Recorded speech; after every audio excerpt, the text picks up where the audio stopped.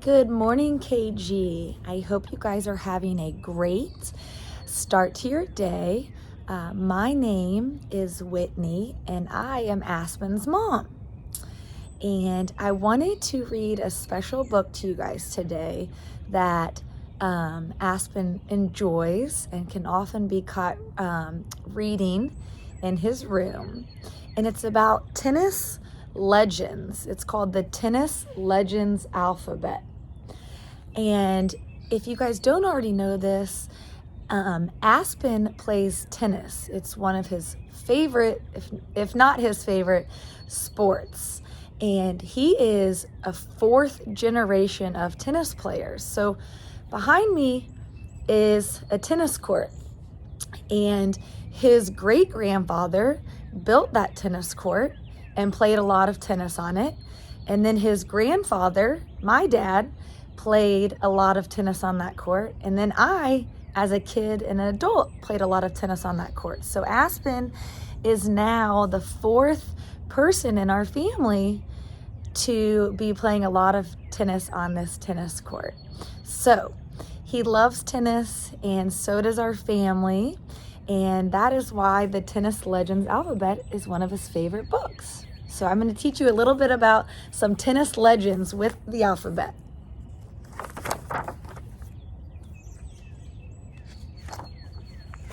A is for Andre Agassi, brash newcomer turned role model. Agassi retired on 8-time Grand Slam title champ and Olympic gold medalist, the greatest returner in the game. Now pours his energy into charity work for disadvantaged children. B is for Bjorn Borg.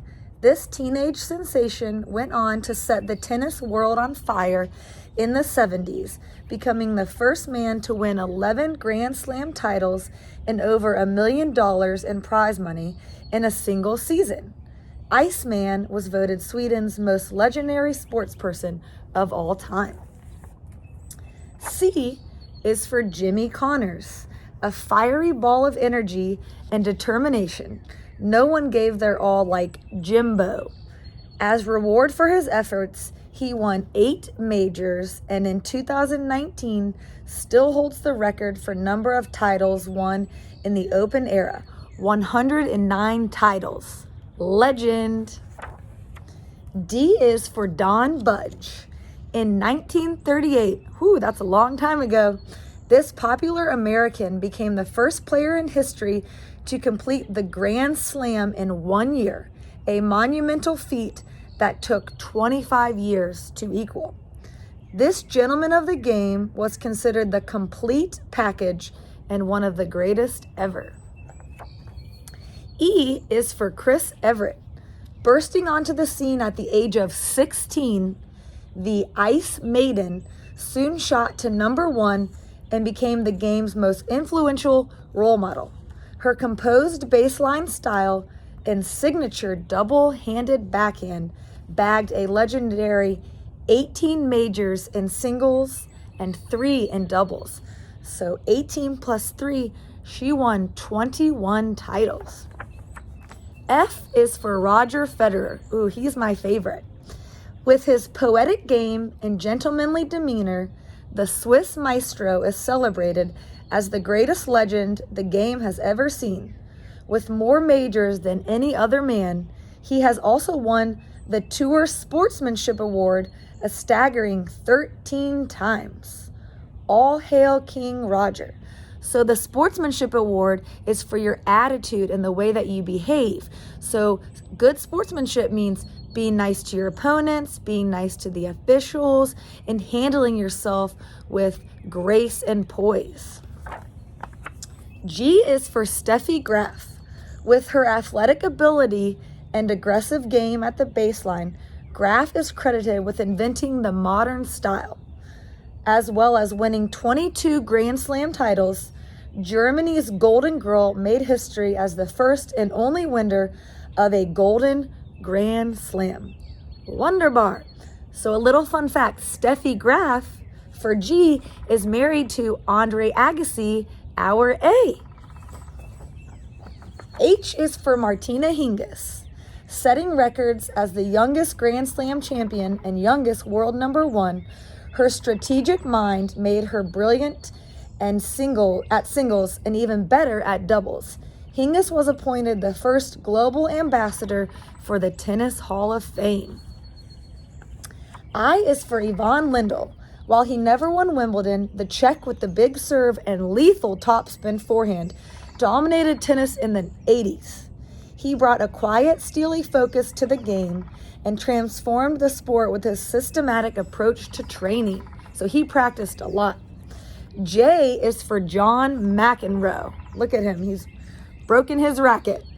This controversial fireball is possibly the most infamous player in tennis history. His unique mix of talent, temper, and outright competitiveness made his matches truly unforgettable, and his rivalry with Bjorn Borg is just legendary. So John, see the J there? John McEnroe, he had a bad temper. He did not win any sportsmanship awards. K is for Billie Jean King. Small, speedy, and aggressive, this outspoken revolutionary refused to conform from the get-go, appearing in a junior group photo wearing shorts instead of a skirt. With 39 major titles to her name, she fought for and won gender equality for women in tennis. So for all the girls in the class, Billie Jean King fought so that the women would win as much prize money as the men. L is for Rod Laver. Finalists of the Australian Open play on Rod Laver Arena.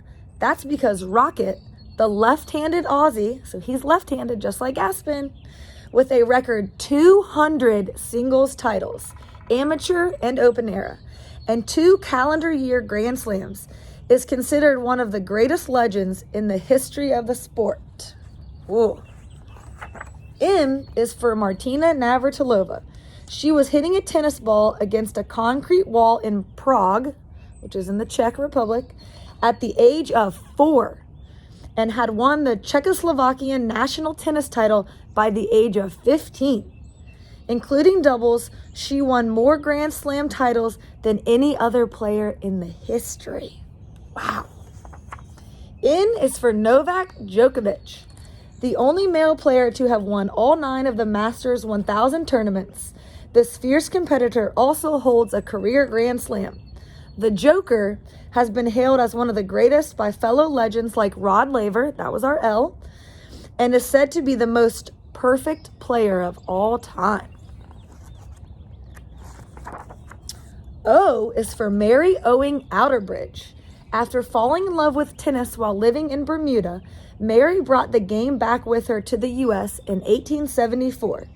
She set up a court on Staten Island, that's in New York, where Aspen was born, and played the first match against her sister. Mary was inducted into the International Tennis Hall of Fame in 1981. So Mary went to another country, fell in love with tennis, and then brought it here to the United States. P is for Pete Sampras. With his deadly serve, Pistol Pete was world number 1 for 6 consecutive years. So most of you guys are 6, so that means he was number 1 for as long as you have been alive. His 14 Grand Slam titles, 7 at Wimbledon, was a record at the time. His epic battles against Andre Agassi, who was our A, in the 90s were legendary. So I grew up watching Andre Agassi and Pete Sampras compete. Q is for Adrian Quist. During the 30s and 40s, this Aussie showed the world how doubles were meant to be played. He was the doubles champion at the Australian Open 10 consecutive times and also won a career Grand Slam in doubles. What a legendary team player. R is for Rafael Nadal. This jumping, fist-pumping, bicep-bearing Spaniard thrills audiences with his intense will to win. Now, with French Open championships into the double digits, Rafa is the king of clay and one of the greatest of all times. So this is what Rafa does when he wins. Come on! So he's really fun to watch. And he's a lefty, too. S is for Monica Seles. Unconventional double-handed strokes, saw this vibrant 16-year-old become the youngest ever French Open champion. She went on to bag 9 Grand Slam titles, inventing the tennis grunt along the way. Sadly, she was prevented from realizing her full potential, so she had a really bad injury and didn't get to play into her older years. T is for Bill Tilden. As world number 1 for 6 years, he dominated the world of international tennis in the first half of the 1920s. During his 18-year amateur period, Big Bill won a staggering 138 of 192 tournaments and was the first American male to win Wimbledon. U is for umpire Carlos Ramos. This Portuguese gold badge chair umpire is the only person to have presided over all 4 Grand Slam tournament finals as well as the Olympics. No player dares trifle with the steely nerve of Ramos, so he sits on the court and is the umpire for the matches. V is for Guillermo Vilas. This Argentinian left-handed baseliner had his work cut out for him against heavyweights like Borg and Connors. Yet Vilas had a winning streak in the late 70s that saw him become a 4-time Grand Slam tournament champion and clay court legend. So there's different types of courts. The one behind me is clay, and then there's also a hard surface. So he was a clay court legend. W is for Venus and Serena Williams, symbols of grit, strength, and determination. America's most recognizable players are responsible for a new era of women's power tennis. Their legendary records as individuals and as a duo are unlikely to ever be matched. So Venus and Serena, they are sisters, and Venus is about 18 months older. And when I was in college, I worked for these 2 professional tennis players. X is for Arantxa Sanchez Vicario. Crowned ITF World Champion in 1994, the Barcelona Bumblebee was renowned for chasing down every last point. While she was a fierce singles player, she was devastating on the doubles court with 10 Grand Slam doubles titles to her name. Y is for Yannick Noah. He skyrocketed to hero status in 1983. Woo, that was 38 years ago when I was born, when he became the first Frenchman in 37 years to win the French Open. He was inducted into the International Tennis Hall of Fame in 2005 and now captains France's Davis Cup and Fed Cup teams. And he has a son who played basketball at the University of Florida. So ask your parents, they might know about Noah. Z is for Zsuzsa Kormáči. The year 1958 was a big one for this Hungarian legend. At the age of 34, Zsuzsa won the French championships and reached the semifinals at Wimbledon. She was named Hungarian Sportswoman of the Year and inducted into the International Jewish Sports Hall of Fame. So I hope you guys enjoyed Tennis Legends Alphabet, and I'm so happy to have shared something that Aspen and our family loves with you. I hope you guys have a great day. Bye-bye.